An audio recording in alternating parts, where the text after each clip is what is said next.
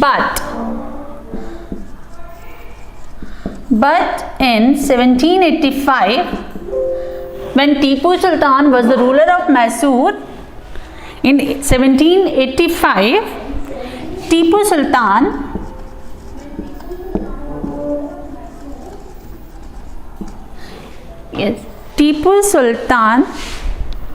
stopped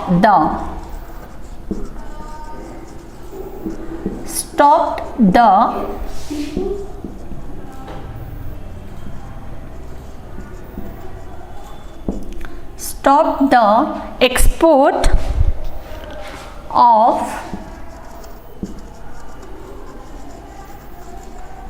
sandalwood,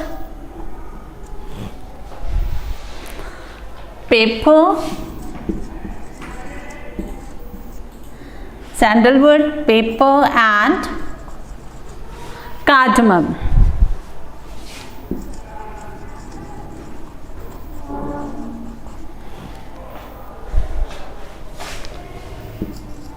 Through this,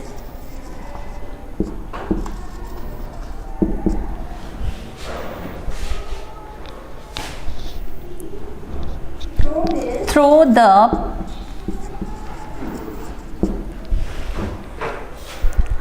ports of his kingdom.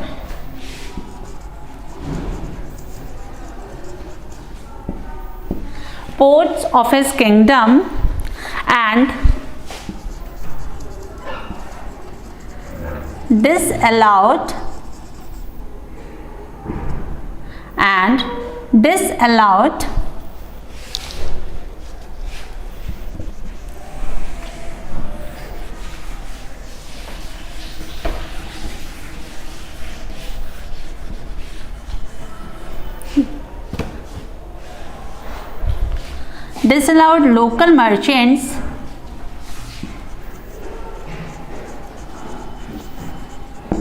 local merchants from trading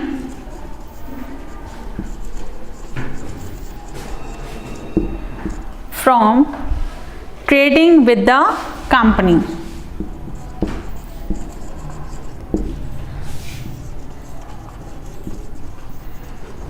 Now, if you are talking about in Tipu Sultan stopped the export of sandalwood, paper and cardamom through the port of his kingdom. What was the name of the port? Malabar Coast. Okay, so he stopped to export the things and disallowed local merchants. Here merchants means the businessmen, the local businessmen, and he disallowed local merchants from trading with the company, trading with the East India Company or the Britishers.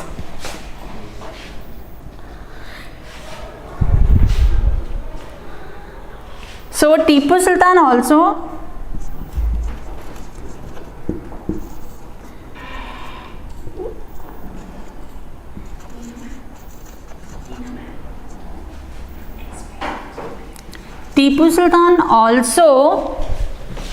established a close relationship. Tipu Sultan also established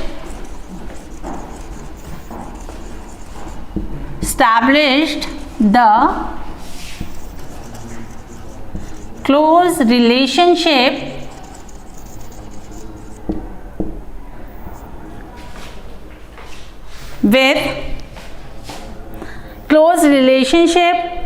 with the France.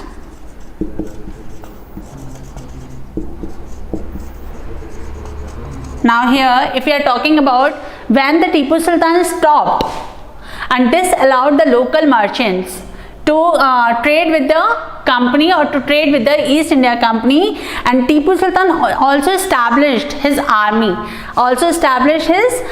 and relations with the French, and afterwards, and he also modernized, and Tipu Sultan also modernized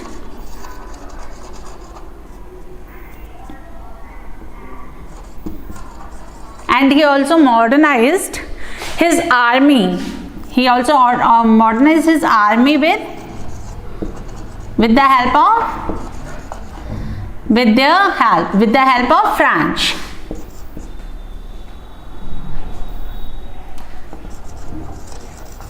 Now you can understand better. Afterwards, he established his army with the help of the French. He established his army to control the British business. And afterwards, conflict started. Conflict means the disturbance between the Britishers and the Tipu Sultan. So the conflict will start. Conflict between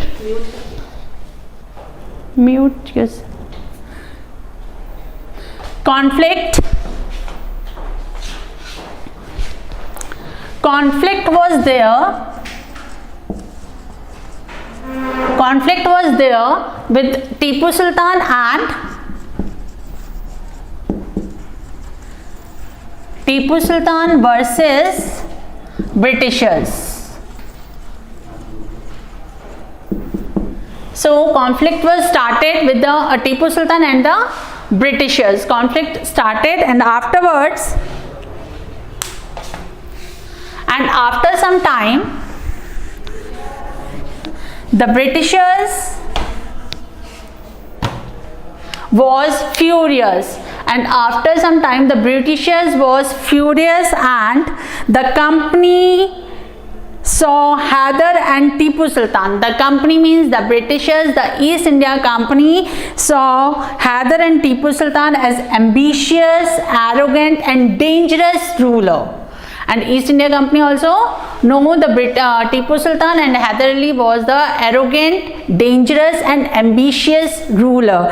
And afterwards, 4 wars were fought with the Britishers. 4 wars. If you are talking about the 4 wars,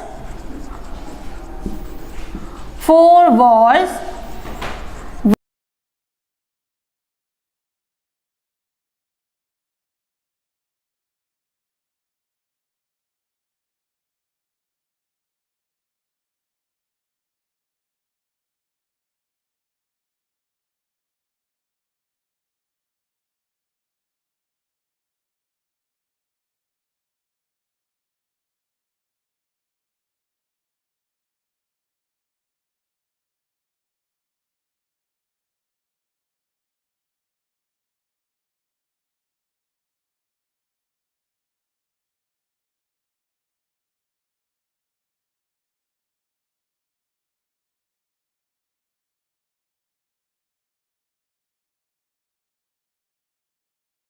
Yes, so 4 wars were fought with the Mysore. If we are talking about the Mysore 4 wars, first of all, the first war, it is a very important way you can understand the 4 wars. The time period of the 4 wars, it is the very first. If you are talking about the first Anglo-Mysore war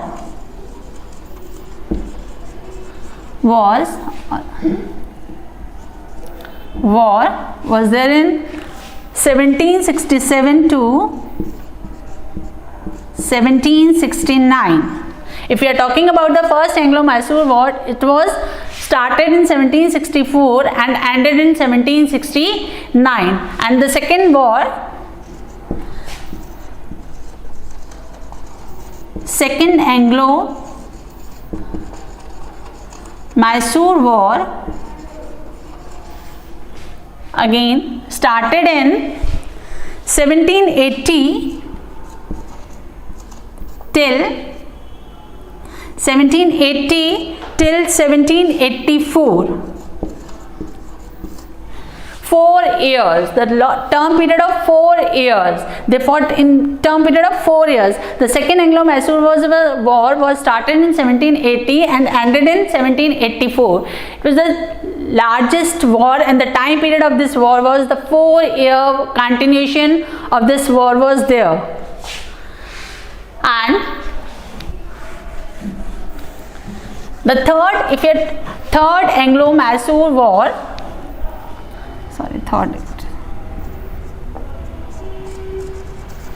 third Anglo-Mysore war was there in 1790 to 1792, 2 years, for the 2 years, and afterwards the fourth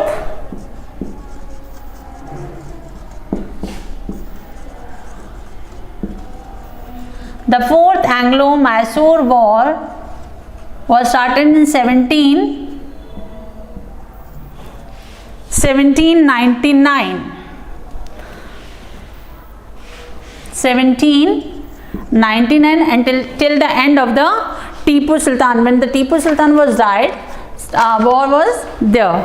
So, and this war, the fourth Anglo-Mysore war was also known as the Battle of, this war is also known as the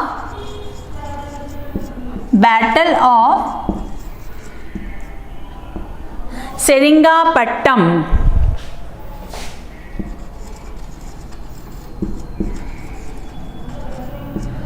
Is that clear? The fourth Anglo-Mysore war was also known as the Battle of Seringapatam. Seringapatam is the capital of Mysore. And afterwards, after the wars, the company ultimately win a victory in the last battle of Mysore. The company will win.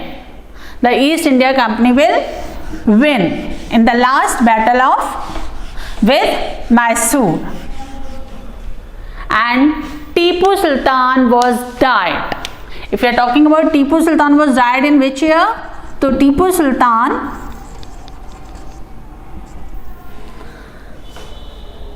died defending,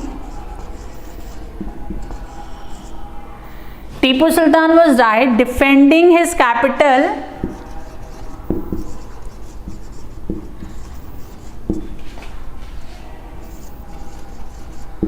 Seringapatam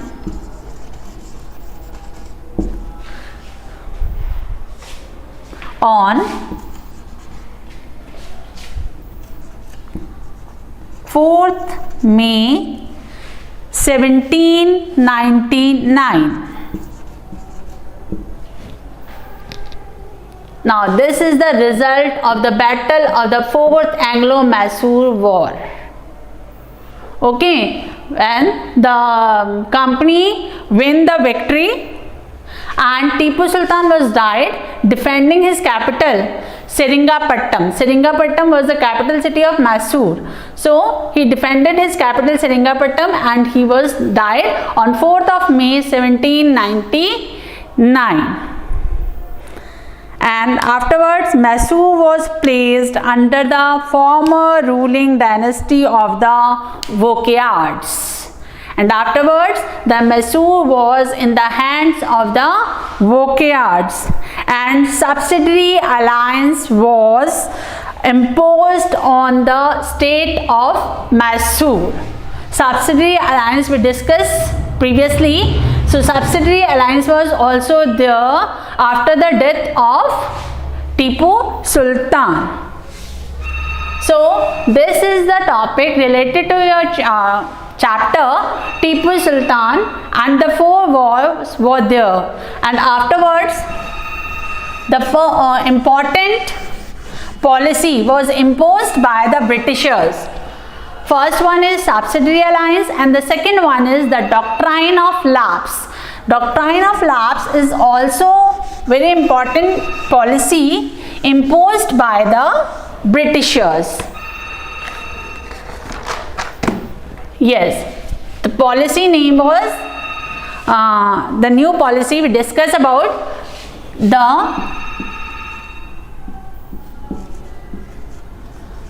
doctrine of lapse. This is the policy imposed by the Britishers. Britishers was the first who implemented this policy. Now, what is the meaning of this policy and what was the result of this policy?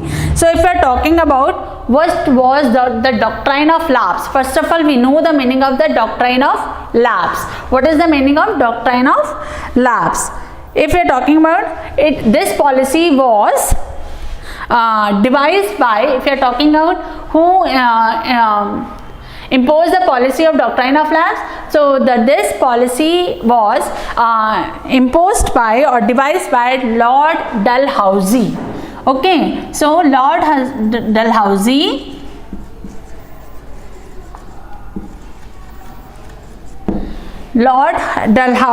devised this policy.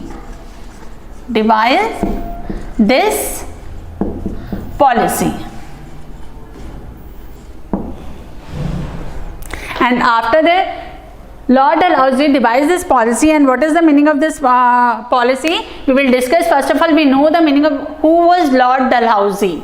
So, Lord Dalhousie was the Governor General of India. Lord Dalhousie was the Governor General of India. Time period is 1848 till 1856. It is the very easiest way you can write. Lord Dalhousie was the Governor General of India. The time period is 1848 to 1856. He was also the Governor General of India. Now, what was the policy of doctrine of lapse? In this policy, and this policy also helped a British to annex his the annexation of the Indian states. And it means, what is the doctrine of lapse means? It declares the doctrine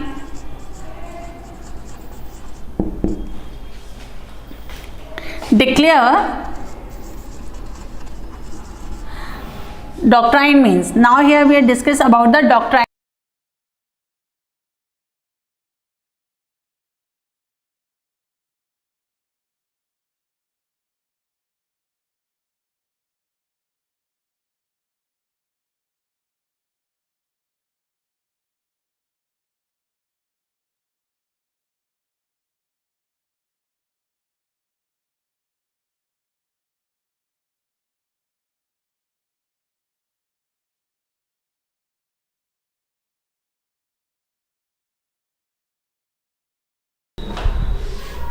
Natural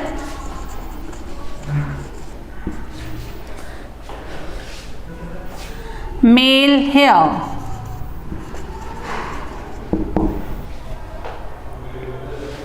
That his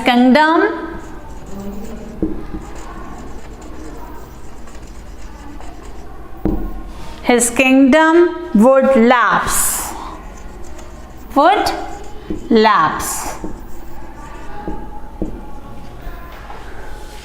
Into the hands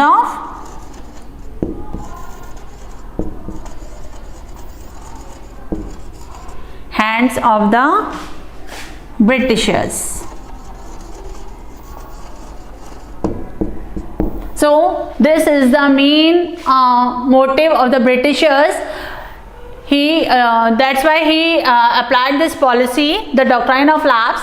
In this, the meaning of the doctrine of lapse means that if the Indian rulers died without a natural male heir, यानी कि उनका खुद का बच्चा नहीं होगा, तब तक his kingdom would lapse, उनका kingdom जो है ले लिया जाएगा, his kingdom would lapse into the hands of the Britishers, और वो originally जो है वो Britishers के पास चला जाएगा, and it will become the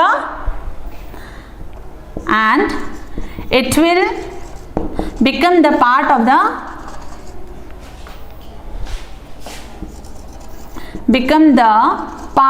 the company territory. company territory, and it is also become the part of the company's territory. It means the East Indian Company part was that. So if we are talking about how many parts of the doctrine of lapse policy was applied, so many kingdoms was annexed. Many kingdoms were annexed, simply applying this policy. If we are talking, so many kingdoms were annexed by the Britishers for applying of this policy, like Satara, Sambalpur, Udaipur also, Nagpur, so many territories were applied by the Britishers. They occupied the territory also for using the policy of doctrine of lapse. They use the policy of doctrine of lapse. If you are talking about Satara, Jhansi also, Jhansi, Nagpur, Satara, these all are the part of the Indian state that occupied by the Britishers, because they applied the policy of the doctrine of lapse. And in this policy, you can understand the policy, if the Indian ruler died without a natural male heir means, and his kingdom would lapse, because they don't have their own child, that they would lapse their kingdom. And finally, if we are talking about so many kingdoms they occupied, and Awadh, and the time of this, when they annexed an Awadh, the time of the Britishers had they added some arguments with the company officials. The Awadh kingdom's rulers were arguments with the Britishers ruler about this policy. Why are you applying this policy? This is not the correct way. So they said they were the obligation. They obliged the duty and take over the Awadh. So this is the policy is also, and the subsidiary alliance policy was also there. They are applied by the Britishers, and the doctrine of lapse was the another policy applied by the Britishers on the Indian rulers. These two important policy related to this chapter you can understand, and this was the very important topic. And Tipu Sultan is also the important topic of this chapter. And afterwards, some new administrative systems were also there, and some new administrative system in this.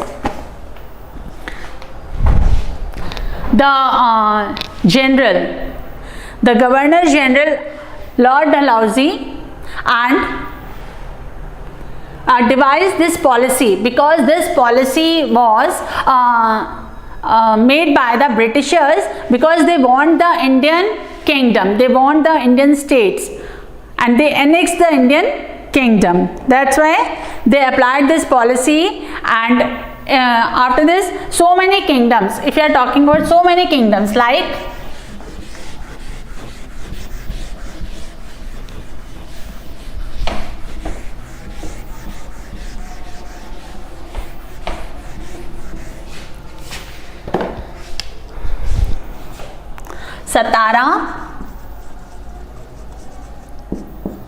Satara was annexed in the year of, if you are talking about the year, you can write year also, in 1848. And afterwards Satara, Sambalpur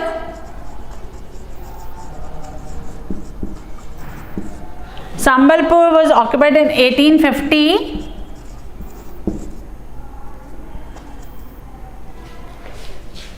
After Sambalpur, Udaipur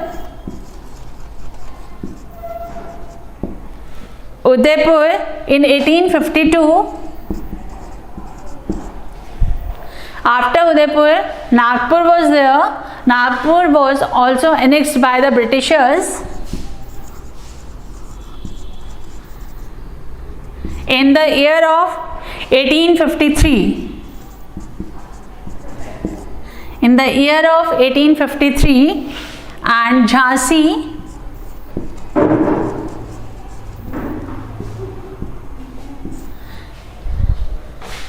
in 1854,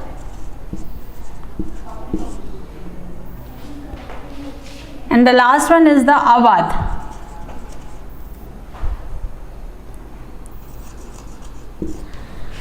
In 1856.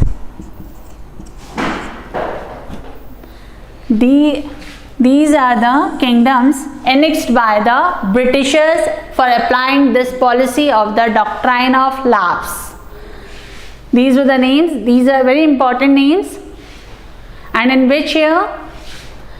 You can understand better how many kingdoms were there and how the Britishers occupied, annexed this. So these were the two topics related to your chapter, and today we completed both the topics, Tipu Sultan and the doctrine of lapse. Tomorrow we will continue with a new topic. So have a good day to all the students. Have a nice day to all.